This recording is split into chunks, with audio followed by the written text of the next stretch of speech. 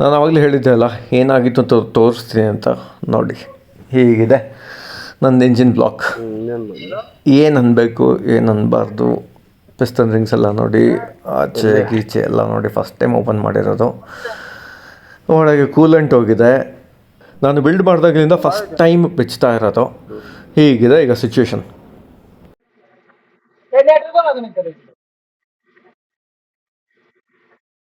Sir ಇದು damage ಇದೆ ನೋಡಿ.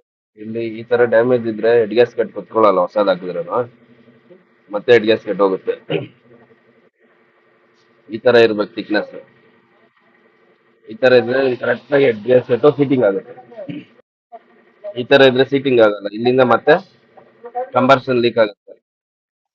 ಈಗ ಫುಲ್ ನೋಡಿ ರಸ್ಟ್ ಹಿಡಿದ್ಬಿಟ್ಟು ಡ್ಯಾಮೇಜ್ ಆಗಿದೆ ನೋಡಿ. ಫುಲ್ ಸಿಲಿಂಡರ್ ಡ್ಯಾಮೇಜ್ ಆಗಿ ಪೀಸ್ ಫುಲ್ ಡ್ಯಾಮೇಜ್ ಆಗಿದೆ.